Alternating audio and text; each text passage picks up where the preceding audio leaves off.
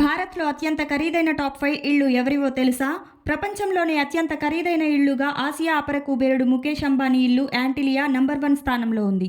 2024లో భారతదేశంలో అత్యంత ఖరీదైన టాప్ 5 ఇళ్లను గమనిస్తే భారత్లోనే కాకుండా ప్రపంచంలోనే అత్యంత ఖరీదైన ఇళ్లుగా ఆసియా అపర కుబేరుడు ముఖేష్ అంబానీ ఇల్లు యాంటిలియా నంబర్ 1 స్థానంలో ఉంది.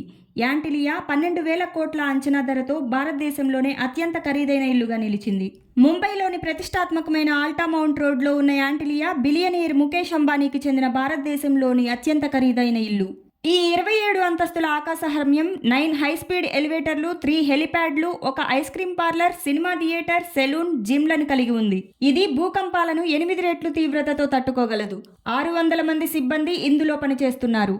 భారతదేశంలో రెండవ అత్యంత ఖరీదైన ఇల్లు JK house. Raymond group chairman Gautam సింఘానియాకు చెందిన జేకే హౌస్ విలువ సుమారు 6,000 కోట్లు.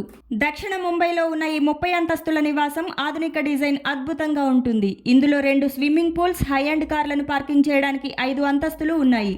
భారతదేశపు 3వ అత్యంత ఖరీదైన ఇల్లు అబోర్డ్, అనిల్ అంబానీ నివాసం. భారతదేశంలోని 3వ అత్యంత ఖరీదైన ఇల్లుగా 16,000 చదరపు అడుగుల విస్తీర్ణం, హెలిప్యాడ్తో 70 మీటర్ల ఎత్తులో ఉంది.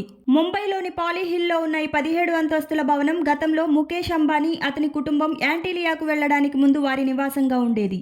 గ్రాండ్ వెల్కమ్ చెప్పే ప్రవేశ ద్వారం అద్భుతమైన గ్లాస్ కిటికీలను కలిగి ఉంటుంది. ఇక 4వ స్థానంలో కేఎం బిర్లాకు చెందిన జతియా హౌస్ భారత్లో ఖరీదైన ఇళ్లలో ఒకటిగా ఉంది. దీని అంచనా విలువ దాదాపు 425 కోట్లు. ఇది 30,000 చదరపు అడుగుల విస్తీర్ణంలో ఉంటుంది. భారత్లో అత్యంత ఖరీదైన 5వ ఇల్లుగా మన్నత్ షారూఖ్ ఖాన్ ఇల్లు నిలిచింది. ముంబైలోని బాంద్రా వెస్ట్లో ఉన్న ఈ 6 అంతస్తుల భవనం అంచనా విలువ దాదాపు 200 కోట్ల రూపాయలకు పైనే.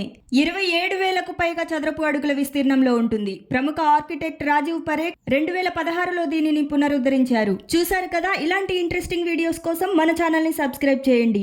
ఈ వీడియో మీకు నచ్చితే లైక్ చేసి మీ ఫ్రెండ్స్కి కూడా షేర్ చేయండి. అలాగే మీ విలువైన అభిప్రాయాన్ని కామెంట్ రూపంలో తెలియజేయండి.